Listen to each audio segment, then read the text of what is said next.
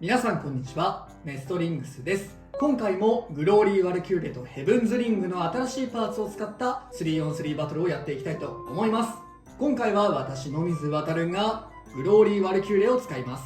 そしてアッシュがヘブンズ・リングのパーツを使っていきます。対戦よろしくお願いします。お願いします。それではやっていきましょう。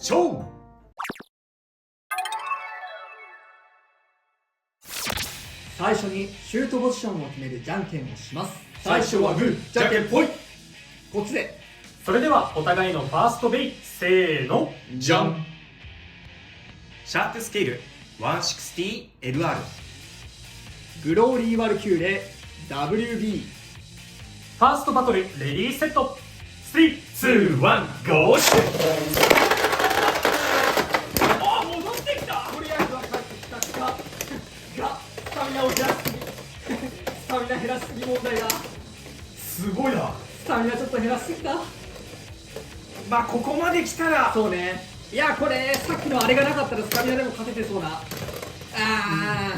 スピンフィニッシュ、シャークスケールに1ポイント。やったぜと言いたいんだけど戻ってきちゃったね。ワンポイントで抑えたとも取れる。お互いのセカンドベイ、せーの、じゃん。ヘブンズ・リング OP バハムートブリッツ BH150LF。 セカンドバトルレディーセット、3、2、1、ゴーシュ。少し遅らせて走り出したいね。いいよ。いやー、今いいよ。使ってない？なんかゆっくりだね。なんかおえがされてる感もあるが、ステ保持能力でどうだ？いやー、スタミナが。スピンフィニッシュ、ヘブンズリングに1ポイント。よしよし、手堅く取れた。めちゃめちゃ攻撃受け流されてる感じしなかったね、エクストリームダッシュ効いてませんよって感じだったね、今。ね、全然飛ばないし、ヘブンズリングの方のパワーだとすると相当期待できるようなバトルに見えましたね。やるね。お互いのサードベイ、せーの、じゃん。バレットグリフォン DS ドランストライク 360R。 サードバトルレディーセット、3、2、1、ゴーシュ。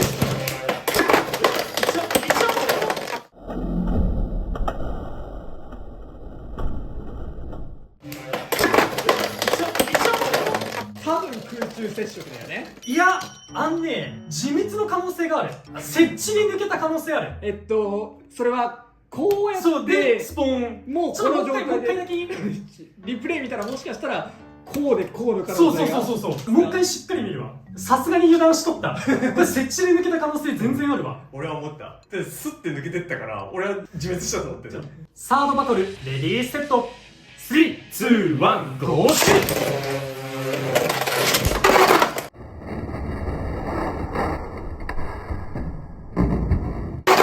バーストフィニッシュ。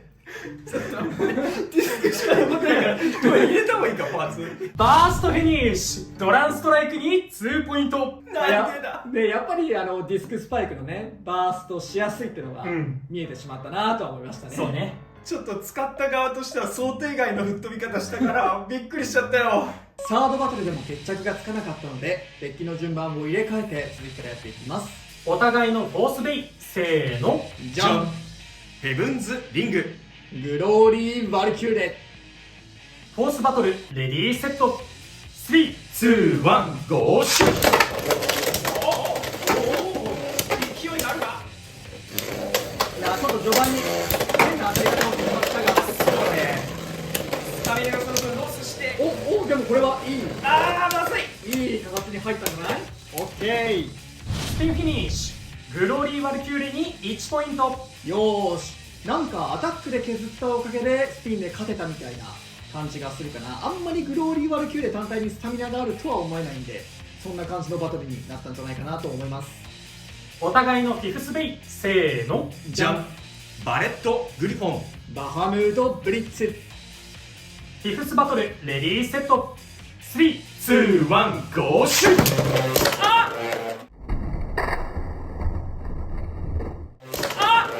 今今のは設置してましたか？今のは設置してその衝撃でバーストしました嘘でしょ。バレットグリフォンがはいなのでバーストフィニッシュですバハムートブリッツに2ポイントということでこの 3on3 バトルの勝者は野水航対戦してませんはい、ということで、新パーツを使った 3on3 バトルやってきましたが、いかがだったでしょうか。ちょっとごめん、最後の衝撃がでかすぎてまだ抜けてないんだけどね、まあ、前回、前々回とグローリー・ワルキューレとヘブンズ・リングの話はある程度したんですが、もうちょっとだけ話そうかなと思っておりまして、まあ先にじゃあグローリー・ワルキューレの話をしたいんですが、今回つぶやきさん太郎が前々回の動画でビットがいろんな選択肢があるよということで、ちょっとウォールボール、今回このビットを選んで戦ってみました。意外と悪くないような戦いをしてくれるなという印象はありましたね。ウォールボールで結構真ん中に寄ったりとかしてちゃんとバウンド場を生かしていく。でウォールボール結構序盤ちょっと回っちゃうっていうところがあって、それをあえて利用してアタック挙動をしたりとか、そういったことを考えて今回カスタマイズしてみましたが、どっちかというとアタックをし終わった後にウォールボールの捨て保持でスピンで勝つみたいな、そういう試合が見れたなとは思いましたね。本当にいろんなビットによっていろんな戦い方できるかもなとか、まあ、今回のようにアタックでスタミナ減らして勝つとか、まあ、待ち構えるでもいいですし、かなりグローリー・ワルキューレ面白いというか、カスタマイズのしがいが全然カスタマイズできないのにカスタマイズのしがいのあるベイブレードだなと思いましたね。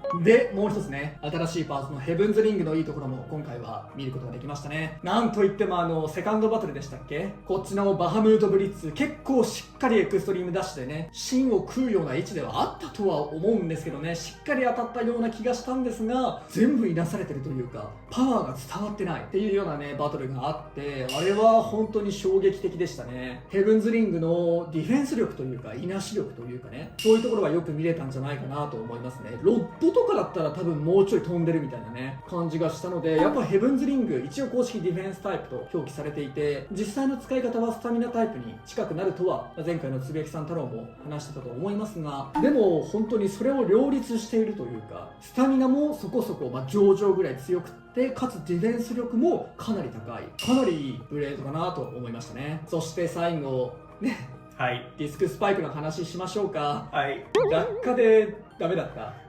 あれ見てたけどね、落下し、着地の衝撃でビットが抜けてたよ相手のベイトのぶつかり合いではなくもう着地に耐えられてなかった。バレットグリフォンが規格外に重い、そのベイブレードだっていうこともおそらく影響の一つだとは思うんですが、こちらにじゃあバレットグリフォンとディスクスパイクありますけど、実際これもこうなるんだよねこれがバースト耐性20ですちょっと抜けやすすぎやしないそうかい。バレットグリフォンが重いっていうのもあるんだけど、ビット持つだけですっぽ抜けるんだよね。今仕込みでも何でもこれがヤバすぎるんだよちょっとね、自分は甘く見てた。最初の時はつぶやきさん太郎がね、ワルキューレがちょっと硬いよっていうことも聞いてたので、ディスクスパイクもこれバレットグリフォンと組み合わせると戦えるようになるんじゃないかなと思ったんです。ラチェット一体型だからね、こっちそうだけど事実は戦った結果があんな感じでしたちょっとこれはきついね。実際ね、こっちの向きで戦うことはないんだけど、こうやってでも聞いた話によると多分こう着地して一回こう跳ね上がるじゃないですか。そう、その時にこの時にこう抜けてしまう。もうそうなってたそうなってた。なるほどね。じゃあ本当にディスクスパイク使う時はあまり重たくないプレートと、あとはできるだけこうシュート位置を低くするとか、そうだね、跳ねづらくするようにしてちょっとデリケートに扱ってあげないととんでもないことになるそういうことか。でも性能通りではあるんだよね。そうなんだね。他の性能面が高い分ね、そういうちゃんとデメリットを設けてるっていうのはある意味好感の持てるところでもあるなとは思いましたね。そして今回ちょっとマイナスな話にはなってしまいますが、全く話さないのも違うかなと思うので話してしまいますが、入手が難しかったですね。本当にそれ、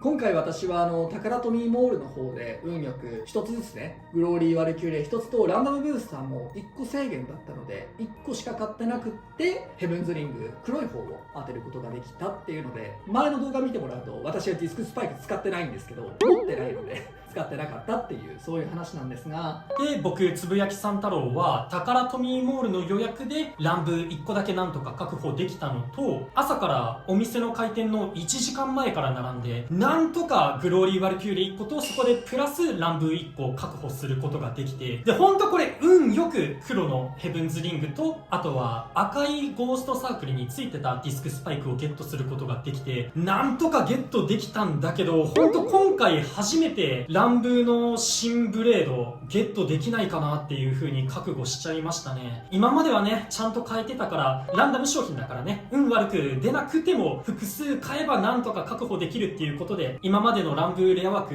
一応僕は全部確保してきてたんですけど、今回初めてもう無理なんじゃないかなっていう風には思っちゃいましたね。本当ちょっと今回は運が良かったです。本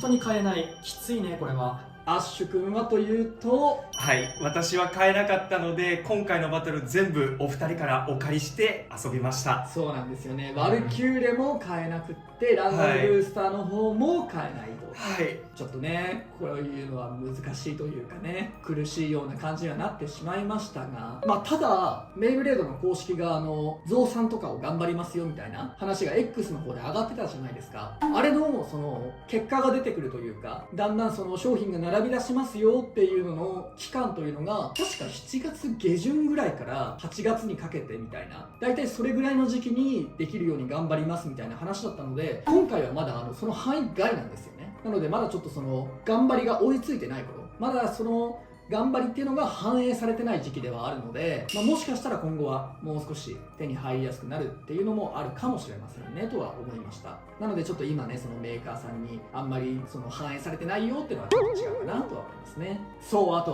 ランダムブースターをこの時期に出さないでほしいみたいな意見もありますけど、そのランダムブースターが出るっていうのはもうだいぶ前から多分ね、当然のことながら決まってる話なので、今更変えるなんてのはね、それはコロコロコミックに広告が載ったりとか、もう本当にいろんな大人の人たちが仕事でね、一生懸命いろんなことをやった後の話なんで、急に変えるっていうのはさすがに無理だったので、まあきついですよ。本音で言えばきついですけど、誰が悪いかと言われればメーカーでもなければ、その販売店でもなければ、その間の卸の業者さんでもなければ、我々ユーザーでもなければ、本当に転売をやってるやつらだけなので、今回に関しましては、ちょっともしかしたら商品の納入数が少ないとかもあったかもしれませんけど、だとしても大部分をかっさらってるのはそういう人たちなので、仕方がないと言ってはあれですけれど、ちょっとメーカーさんたちとかにできる対応にも限界はあるなとは思いますね。特にいろいろね、皆さんも転売対策こうしたらいいんじゃないか、ああしたらいいんじゃないかとかを、X でつぶやいたりとか、それこそタカラトミーに直接送ったりとかしてる人もいるかとは思いますが、よほどすごい案でない限りは結構そのメーカーさん側とかも考えついてることだとは思いますし、できないのにもやっぱ理由がある、たくさんするってのはそれだけ工場を増やしたりとかね、人を増やしたりとか、難しい問題があると思うので、僕たちにできることがもしあるとすれば、転売ヤーからは買わない、それがいくら安くなってても、例えば定価を割れてても、転売ヤーが出品してるなと思うような商品は買わないこと、そして周りにそういう商品を買おうとしている人がいたら止めること、それぐらいしか正直僕たちにできることは今ないんじゃないかななんていうふうには思ってしまっております。